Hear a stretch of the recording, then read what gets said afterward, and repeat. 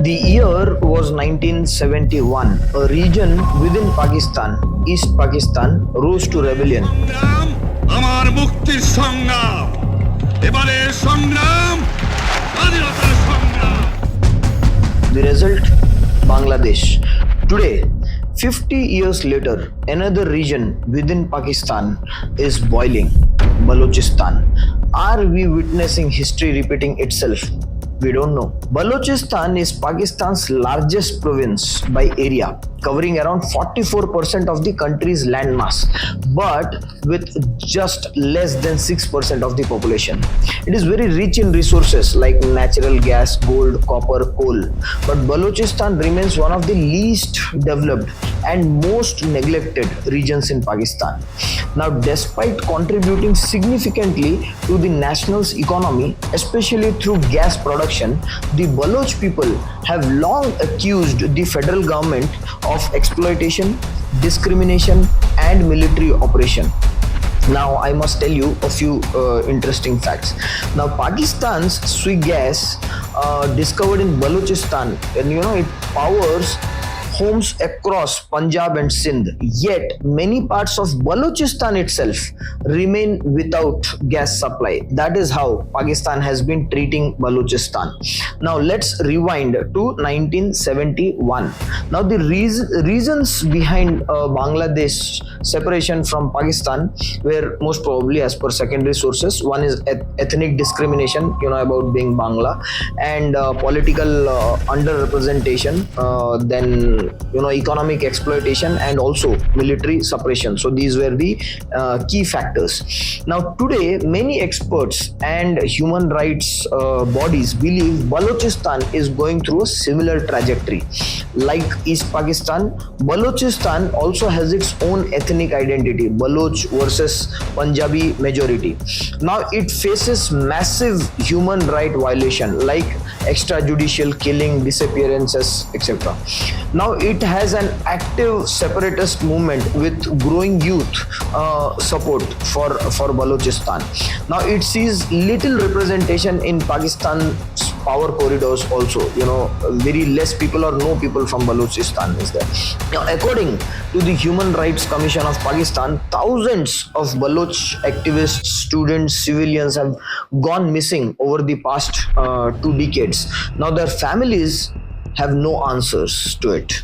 The insurgency in Balochistan is not new. I must tell you, it dates back to 1948 when Baloch leaders opposed joining Pakistan. Since then, there have been major uprising, mostly 5. The latest gaining momentum post 2006 after killing of Nawab Akbar Bukti, a key Baloch leader. Today, multiple armed groups like Baloch Liberation Army (BLA), Baloch Republican Army (BRA), Baloch Liberation Front (BLF) are carrying out attacks on Chinese interests, especially under the China-Pakistan economic corridor, and Pakistani military convoys as well.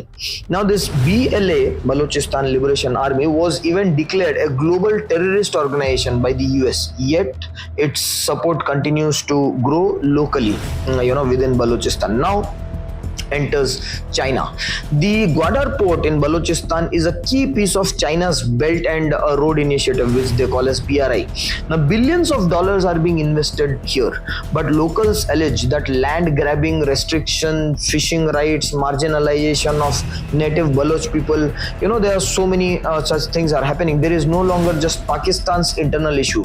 China, US, and India are even watching all of this very closely. The Baloch diaspora abroad is increasingly vocal with protests in London, Geneva, New York, demanding international attention to their protest. In last 12 months, the BLA, which is Balochistan Liberation Army, suicide bomber targeted Chinese nationals in Karachi University, and thousands marched in Quetta, Turbat, and Islamabad against enforced disappearances, protests led by students like Sami Baloch and mothers of the disappeared grabbed headlines, not just in Pakistani media but others also. But Pakistan's media has largely blacked out this coverage, while international outlets like BBC, DW, and Al Jazeera have reported extensively about this. Now, could Balochistan become the next Bangladesh? Maybe, maybe not. But if history is any indicator, so continued repression, denial of political space, and lack of justice can lead to disintegration. Some possible scenarios: one, increased internationalization of the Baloch cause. Second is widening of protest and insurgency beyond the rural belt and into the urban centers. And third is strained Pakistan-China relationship due to repeated attack on Chinese investments by the Baloch people. And next is more aggressive military response leading to civilian unrest. A cycle that mirrors exactly 1971. The world ignored East Pakistan crisis until it exploded. Will Balochistan be any different?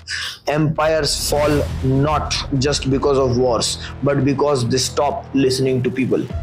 So Balochistan is a region full of culture, courage, and history. Its people deserve a voice, not silence.